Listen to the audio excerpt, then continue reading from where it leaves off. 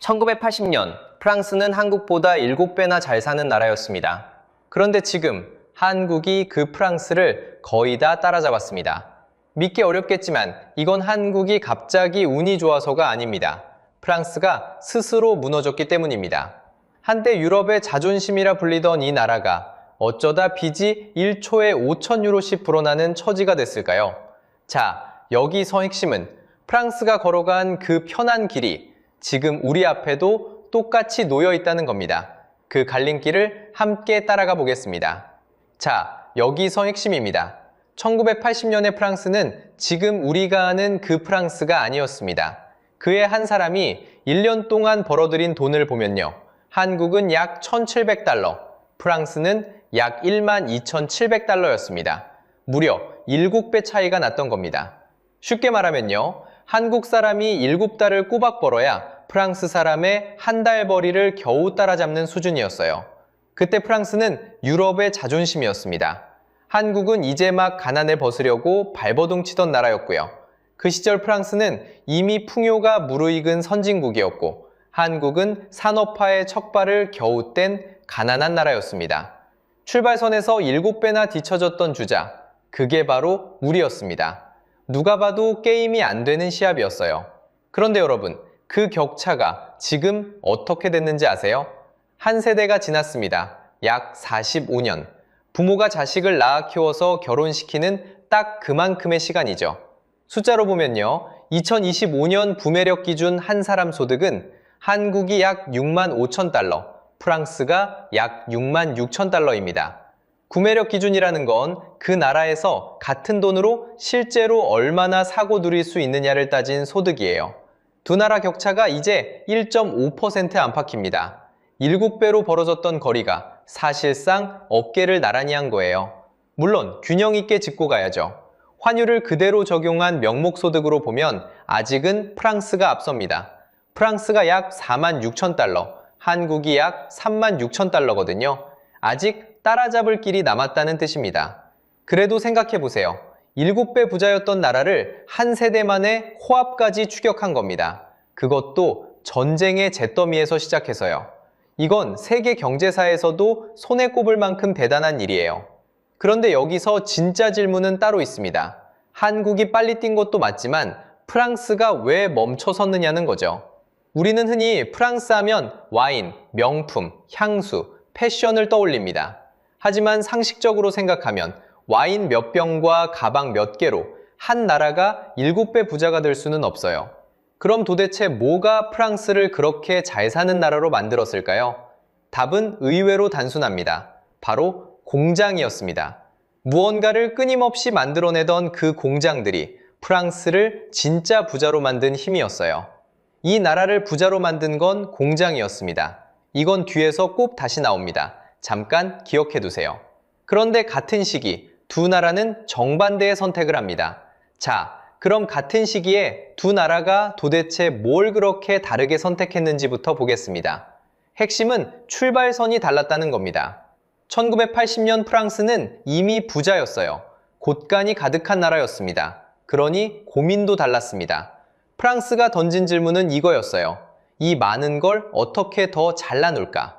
반대로 한국은 곳간이 텅 비어 있었습니다. 한국의 질문은 단순했어요. 어떻게든 더 만들자. 쉽게 말하면요. 한쪽은 나누는 법을 고민했고 다른 한쪽은 만드는 법을 고민한 겁니다. 곳간이 가득하면 나눌 생각을 하고 곳간이 비면 채울 생각을 하잖아요. 사람 사는 이치랑 똑같죠. 그래서 프랑스는 거대한 복지국가를 짓기 시작합니다. 전쟁이 끝난 뒤 프랑스는 30년 가까이 엄청난 호황을 누렸습니다. 이걸 프랑스에서는 영광의 30년이라고 불러요. 그 풍요로운 땅 위에 국민을 요람부터 무덤까지 책임지는 거대한 시스템을 올린 겁니다. 아프면 국가가 치료해주고 일자리를 잃으면 국가가 받쳐주고 늙으면 국가가 연금을 주는 누구나 한 번쯤 부러워했을 그런 나라 말이죠. 그 규모가 어느 정도였을까요? 숫자로 보면요. 프랑스는 나라가 쓰는 돈이 전체 경제의 약 57%에 달합니다. 선진국 평균이 42% 정도니까 훨씬 큰 정부인 셈이죠. 일하는 사람도 그래요. 프랑스에서는 일하는 사람 5명 중 1명이 공무원이거나 공공부문 종사자입니다. 비율로 약 20%예요. 한국은 8%, 독일도 11% 수준이니까 2배 가까이 많은 거죠. 그러니까 프랑스는 잘 나눌 줄 아는 나라가 되기로 한 겁니다. 그 자체로는 부러운 선택이었어요. 문제는 나누려면 먼저 곳간을 계속 채워야 한다는 거였죠. 그런데 프랑스는 채우는 일보다 나누는 일에 점점 더 익숙해져 갑니다. 그런데 여러분, 여기서 한 가지만 기억해 두세요. 프랑스의 추락은 운이 나빠서가 아니었습니다. 어느 날 갑자기 무너진 것도 아니에요. 스스로 내린 4번의 선택이 하나씩 쌓여서 만든 결과였습니다. 일을 덜하기로 한 선택, 빚으로 살림을 메운 선택, 공장을 버린 선택, 그리고 개혁을 거부한 선택. 이 4가지를 지금부터 하나씩 따라가 볼 겁니다. 그 첫 번째 선택은 놀랍게도 일을 덜하자는 결정이었습니다. 도대체 왜 그렇게 잘 나가던 나라가 일을 덜하기로 한 걸까요? 일을 덜한다. 도대체 이게 왜 문제일까요? 부럽기만 한 얘기잖아요. 그런데 프랑스가 첫 번째로 내린 선택이 바로 이거였습니다. 때는 2000년이었습니다. 좌파 조스팽 정부, 그리고 노동장관 마르틴 오브리. 이 사람의 이름을 딴 오브리법이 시행됩니다. 핵심은 단순했어요. 법으로 정한 노동시간을 주 39시간에서 35시간으로 줄인다. 그것도 임금은 그대로 둔 채로 말이죠. 명분은 그럴듯했습니다. 한 사람이 일을 덜하면 그 빈자리에 다른 사람을 더 뽑을 수 있다. 이른바 일자리 나누기였죠. 그럴 만한 이유도 있었어요. 당시 프랑스 실업률은 10에서 12%를 오르내렸거든요. 10명 중 1명이 일자리를 못 구하던 시절입니다. 자, 여기서 핵심입니다. 정부 목표는 일자리 70만 개였어요. 그런데 실제로 생긴 건 약 30만에서 40만 개. 그것도 보조금과 감세로 떠받쳐서 겨우 만든 숫자였습니다. 여기서 오해 하나만 풀고 가죠. 프랑스 사람들 게을러서 망한 거 아닙니다. 실제로는 한국인만큼 일하거든요. 숫자로 보면요. 2024년 기준 프랑스의 1인당 실제 노동시간은 연 약 1867시간입니다. 국제노동기구 자료예요. 그런데 이게 한국과 거의 같은 수준입니다. 놀랍지 않으세요? 우리가 흔히 아는 프랑스는 일 안 한다는 이미지. 적어도 실제로 일한 시간만 놓고 보면 사실이 아니라는 겁니다. 그러니 문제는 게으름이 아니었어요. 진짜 문제는 법으로 정한 시간, 긴 휴가, 그리고 한 번 뽑으면 내보내기 어려운 제도. 바로 이 제도와 문화였습니다. 쉽게 말하면요. 정시퇴근은 당연히 누려야 할 권리입니다. 일과 삶의 균형, 그 자체는 분명 소중한 가치죠. 그런데 회사 입장에서 한번 생각해 보세요. 사람을 한번 뽑으면 일은 정해진 시간만큼만 시킬 수 있고 내보내기는 또 무섭게 어렵습니다. 이걸 경제학에서는 노동시장 경직성이라고 부릅니다. 회사가 사람 뽑는 걸 두려워하게 만드는 구조라는 뜻이에요. 그러면 어떻게 될까요? 회사는 아예 사람을 안 뽑습니다. 채용을 망설이고 투자를 미루는 거죠. 그렇게 만들어졌어야 할 일자리가 처음부터 생기지 않습니다. 결국 일을 덜하기로 한 그 선택은 삶을 택한 결정이었습니다. 그건 분명 가치 있는 일이에요.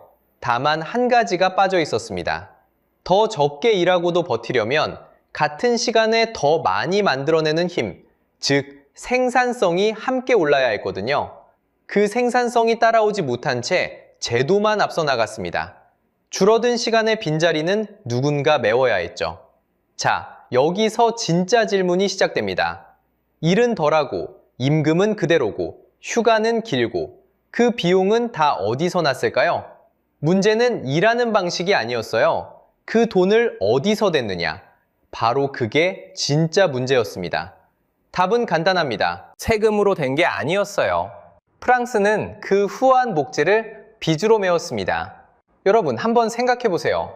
곳간이 비었는데도 잔치를 멈추지 않으려면 방법은 하나뿐입니다. 어디선가 빌려오는 거죠.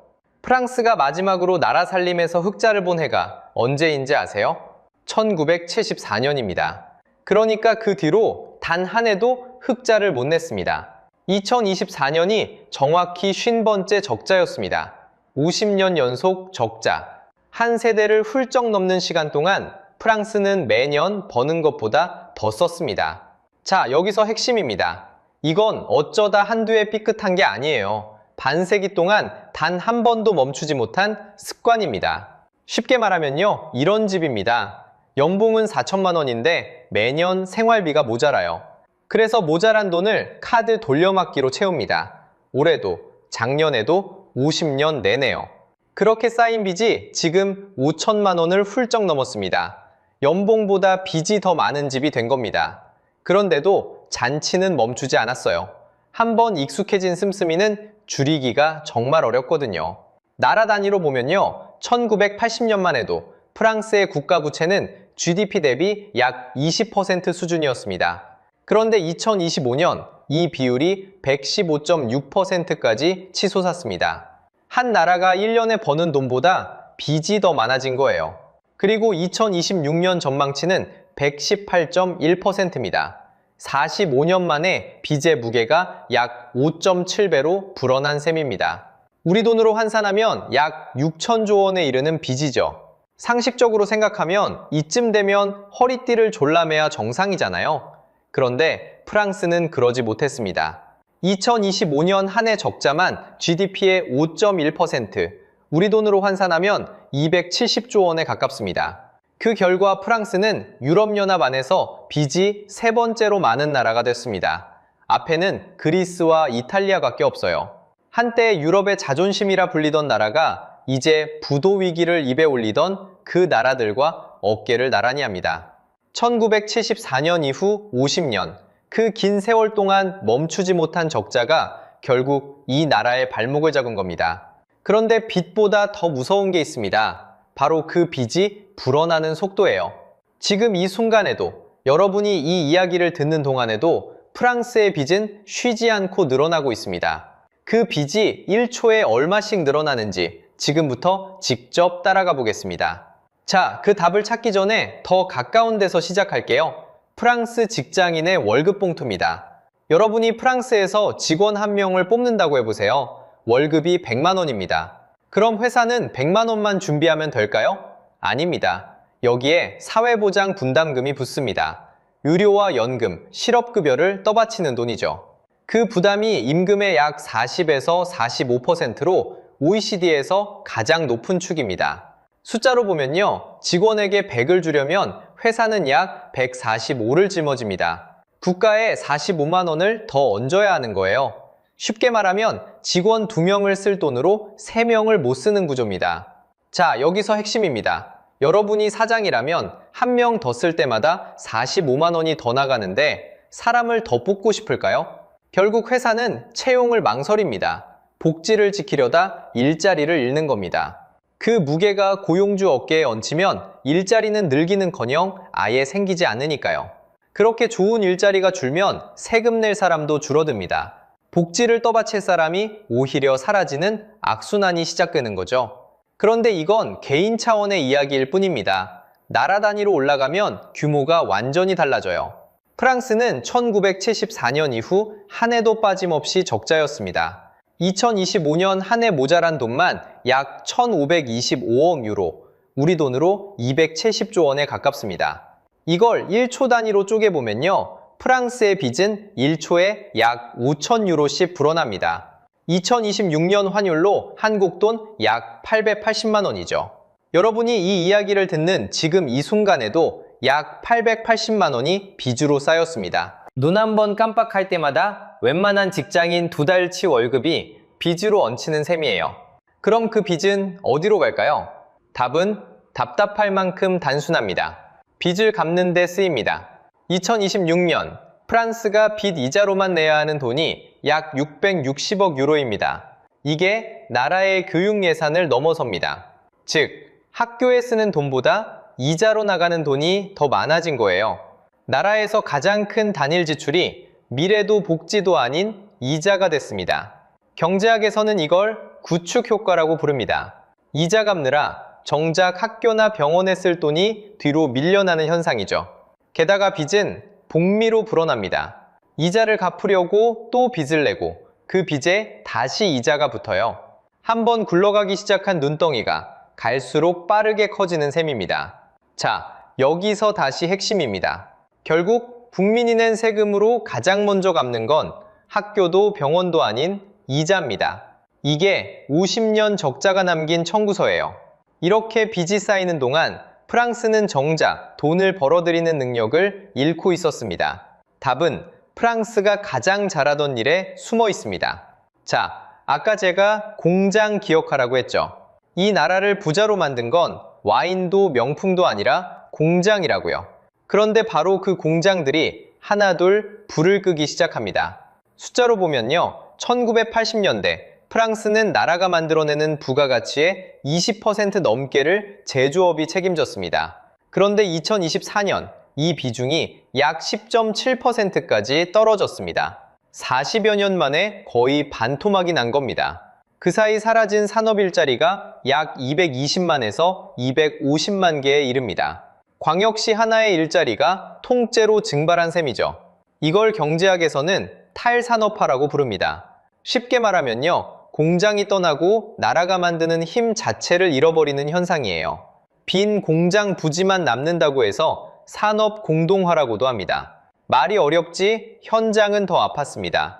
프랑스 북동부에 플로랑주라는 제철 도시가 있습니다. 오랫동안 쇳물을 뽑아내던 곳이죠. 2012년에서 2013년 이곳의 용광로가 결국 불을 껐습니다. 당시 산업장관까지 나서서 막아보려 했지만 꺼진 불은 다시 붙지 않았어요. 비슷한 시기 푸조의 오네 자동차 공장도 문을 닫았습니다. 알스톰은 자랑하던 에너지 부문을 미국 회사에 넘겼고요. 한 나라의 기둥 같던 산업들이 이렇게 차례로 무너져 내린 겁니다. 그런데 여기서 의문이 하나 생기시죠?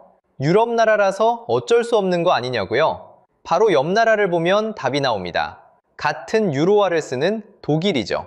독일의 제조업 비중은 2024년 약 19.9%입니다. 프랑스의 거의 2배예요. 그 결과 독일은 2024년 한 해 물건을 팔아 약 2,400억 유로를 벌어들였습니다. 반면 프랑스는 같은 해 700억 유로가 넘는 무역 적자를 봤습니다. 사오는 게 파는 것보다 많았다는 뜻이죠. 같은 화폐, 같은 시대, 그런데 정반대의 결과입니다. 자, 여기서 핵심입니다. 프랑스는 더 잘 나누는 법, 더 잘 쓰는 법은 계속 키웠습니다. 그런데 정작 만드는 법은 손에서 놓아버린 거예요. 불을 쓰는 능력은 늘었는데 불을 만드는 능력은 잃어버린 셈입니다. 여러분, 부자가 가난해지는 길은 의외로 단순합니다. 버는 것보다 쓰는 게 많아지는 거죠. 그리고 그 시각, 바다 건너 한국은 정반대였습니다. 어렵고 힘들어도 만드는 법만큼은 끝까지 손에서 놓지 않았거든요. 그런데 정작 이 나라를 멈춰 세운 건 경제가 아니라 정치였습니다. 그 정치적 마비의 시작은 의외로 평범했습니다. 바로 연금개혁이었어요. 2023년 프랑스 정부가 정년을 손봤습니다. 62에서 64으로 딱 2살 올리겠다는 거였죠. 우리로 치면 정년을 62세에서 64세로 미루는 셈입니다. 빚이 50년째 쌓이는 나라에서 사실 이건 미룰 수 없는 수술이었어요. 그런데 국민이 들고 일어났습니다. 노조 추산으로 거리에 나온 사람이 최대 280만 명이었습니다. 광역시 2~3개가 통째로 거리로 쏟아져 나온 규모예요. 결국 정부는 정상적인 표결을 포기합니다. 당시 보른 총리가 헌법 49조 3항을 꺼내들었거든요. 49조 3항, 이게 뭐냐면요, 의회 표결 없이 법안을 그냥 통과시킬 수 있는 헌법 조항입니다. 쉽게 말하면 국회 투표를 건너뛰고 정부가 밀어붙이는 비상 버튼이죠. 개혁은 통과됐습니다. 그런데 그날부터 정치가 무너지기 시작했어요. 자, 여기서 핵심입니다. 개혁의 내용보다 개혁을 밀어붙인 방식이 나라를 두 쪽으로 갈라놨습니다. 그 뒤 1년 남짓한 시간 동안 프랑스 총리가 3번 바뀝니다. 먼저 바르니에 총리가 불신임으로 무너졌어요. 1962년 이후 처음 있는 일이었습니다. 뒤를 이은 바이루 총리는 신임 투표에서 패배했고요. 그 다음 르코르니 총리는 임명되자마자 14시간 만에 사퇴했다가 나흘 뒤에 다시 그 자리에 앉았습니다. 한 나라의 총리가 하루도 안 돼 그만두고 다시 돌아오는 나라. 이걸 경제학에서는 정치 리스크라고 부릅니다. 나라의 운전대를 누가 잡을지조차 불안하니 투자도 돈도 다 얼어붙는 거예요. 시장은 정직했습니다. 2025년 국제신용평가사들이 프랑스 등급을 줄줄이 내렸습니다. 피치와 S&P가 AA-에서 A+로 강등했고요. 무디스는 전망을 부정적으로 낮췄습니다. 신용등급이란 한 나라가 빌린 돈을 떼먹지 않고 갚을 능력에 매기는 점수입니다. 점수가 낮을수록 더 비싼 이자를 물고 돈을 빌려야 하죠. 그런데 여러분, 프랑스는 한때 최고 등급인 AAA를 받던 나라였습니다. 선진국의 대명사였던 그 나라의 신용등급이 지금은 한국보다 낮습니다. 여기까지면 그래도 개혁은 살아남았겠거니 싶죠. 진짜 답답한 건 지금부터입니다. 2025년 11월에서 12월 프랑스 국회가 결정을 하나 내립니다. 그 폭동까지 감수하고 통과시킨 64세 정년 개혁을 2027년 대선 때까지 사실상 멈춰 세우기로 한 겁니다. 표결 결과는 255대 146이었어요. 고장난 보일러를 고치겠다고 온 집안을 뒤집어 놓고선 정작 고치다만 채로 도로 덮어버린 셈입니다. 이걸 개혁 피로라고 합니다. 고통이 두려워 결국 아무것도 못 바꾸는 상태죠. 당장 표를 얻으려고 고통스러운 결정을 자꾸 미루면 나중에 훨씬 더 큰 청구서가 날아옵니다. 이게 바로 포퓰리즘의 함정이에요. 그러는 사이 빚은 계속 불어났습니다. 결국 2026년 1월 르코르니에 총리는 또다시 49조 사망을 꺼냈어요. 이번엔 새해 예산을 표결 없이 강행해서 통과시켰습니다. 표를 던질 수 없을 만큼 나라가 갈라졌으니 단추를 누르듯 예산을 밀어붙이는 거예요. 상황이 얼마나 심각했냐면 2025년 8월엔 재무장관 입에서 IMF 이야기까지 나왔습니다. 국제통화기금, 그러니까 외환위기 때 한국에 돈을 빌려준 그 기구가 프랑스에 개입할 위험이 우리 앞에 있다고 한 거예요. 분명히 짚고 갈 게 있습니다. 프랑스가 실제로 구제금융을 받은 건 아닙니다. 어디까지나 경고였어요. 하지만 선진국의 자존심이던 나라에서 그런 단어가 장관 입에 오르내린다는 것 자체가 많은 걸 말해줍니다. 그렇다면 같은 갈림길 앞에 선 우리는 어떤 선택을 하고 있을까요? 자, 그 답은 우리 안에 있습니다. 여기서 핵심은 이거예요. 프랑스가 개혁을 미룬 바로 그 시기에 한국은 정반대의 길을 걸었습니다. 숫자로 보면요. 한국의 국가부채는 GDP 대비 약 50% 수준입니다. 부채 비율이 115%를 넘은 프랑스의 절반도 안 됩니다. 그리고 2025년 한국은 무려 28년 만에 국민연금 보험료율 인상에 합의했습니다. 9%에서 13%까지 점진적으로 올리기로 한 겁니다. 더 내고 덜 받는, 누구도 반기지 않는 결정이었죠. 프랑스가 폭동 끝에 개혁을 도로 덮을 때 우리는 고통스러운 청구서에 먼저 서명한 셈입니다. 멀게는 1997년 외환위기 때를 떠올려 보세요. 금 모으기에 약 351만 명이 나섰고 모인 금만 227톤이었습니다. 온 국민이 장롱 속 볼반지까지 꺼내들고 나온 거죠. 위기 앞에서 허리띠를 졸라매는데 익숙한 나라입니다. 그런데 여기서 안심하면 안 됩니다. 저출생과 고령화, 그리고 연금의 지속 가능성. 한국도 결국 프랑스가 걸어간 그 갈림길의 입구에 서 있으니까요. 프랑스의 지난 50년이 우리에게는 다가올 30년의 예고편일 수도 있습니다. 그러니 이건 남의 나라 이야기가 아니라 어쩌면 우리 이야기인 셈이죠. 오늘 이야기에서 우리가 챙겨야 할 교훈은 3가지입니다. 첫째, 만드는 힘이 받쳐주지 않는 분배는 오래 갈 수 없습니다. 둘째, 빚은 복미로 불어나고 한번 굴러가기 시작하면 멈추기가 정말 어렵습니다. 셋째, 개혁은 미룰수록 비싸집니다. 오늘의 작은 고통이 내일의 거대한 청구서를 막아주는 거죠. 한 가지는 분명히 해두겠습니다.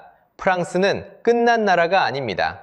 여전히 세계 관광객이 가장 많이 찾고 에어버스와 원자력 기술을 가졌고 식량을 자급하는 강국입니다.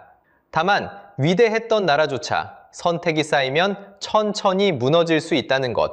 그게 오늘의 진짜 이야기입니다. 여러분은 어떻게 생각하세요? 우리는 프랑스와 다른 길을 갈 수 있을까요? 댓글로 들려주세요. 다음 영상에서는 프랑스와 정반대의 길을 걸어 부활한 독일의 이야기를 파헤쳐 보겠습니다. 오늘 영상이 유익하고 재밌으셨다면 구독과 좋아요 부탁드리겠습니다. 오늘도 시청해주셔서 감사합니다.